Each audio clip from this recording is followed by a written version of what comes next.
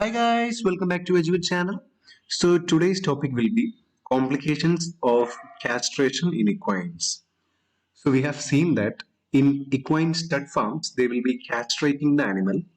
So there are many complications that is after castration, post castration complications in equine.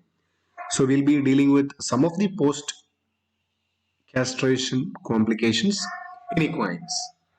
So if you haven't subscribed this channel yet, feel free to subscribe and hit the bell icon for more updates. So castration. So we have to know the very basic definition of castration. So castration is any action, surgical, chemical or otherwise, by which an individual loses the use of testicles. That is the male gonad. So surgical castration is bilateral orchectomy and chemical castration uses pharmaceutical drugs to reactivate the testis. So whenever the testicles will lose its individual activity, that will be considered as the castration. So castration of the horse, we can be using the term emasculation, gelding, cutting or neutralizing, where gelding is the most common used term in equine practice.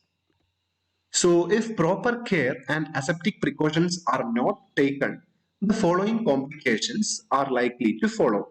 So, these complications will be the sequelae or the post castration complications if we are not doing the castration properly or in an aseptic medium. So, the first one is injuries caused by, that is actually during the casting. So, whenever we are going to castrate the animal, we have to cast them first. So, casting is very important. So, whenever you are going for casting an animal, first of all, you should have to be very careful with your bones, or you can be getting some fractures. So, fracture of the vertebral column or tibia or fibula of the horses can be happening. So hemorrhage, that is actually due to whenever we are going for cutting the testicles and all. So primary can be there, reactionary hemorrhage can be there, or sometimes secondary hemorrhages.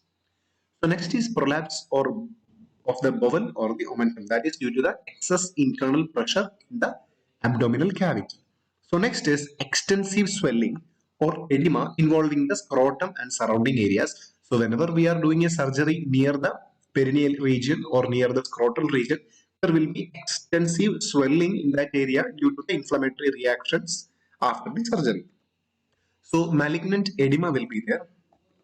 So next will be the peritonitis, because whenever we are having some surgical surgery near the scrotal area, that can even lead to peritonitis if not conducted in an aseptic medium. So next is tetanus. So whenever we are using the tools and all, we have to be very vigilant with the sports and all. So we have to go for tetanus injections, tetanus toxoids and all. So next is abscess formation in the spermatic cord. So that is very common. So next is gangrene formation, that is due to loss of blood supply, and necrosis, tissue ischemia, that can lead to gangrene. So next is abscess formation in the sublumbar lymph glands, because there are sublumbar lymph glands. So whenever the infection has occurred means the abscess formation in the sublumbar lymph glands will be there. So next one is the cirrus cord. So these 11 things are the main complications in post castration arena. So thank you.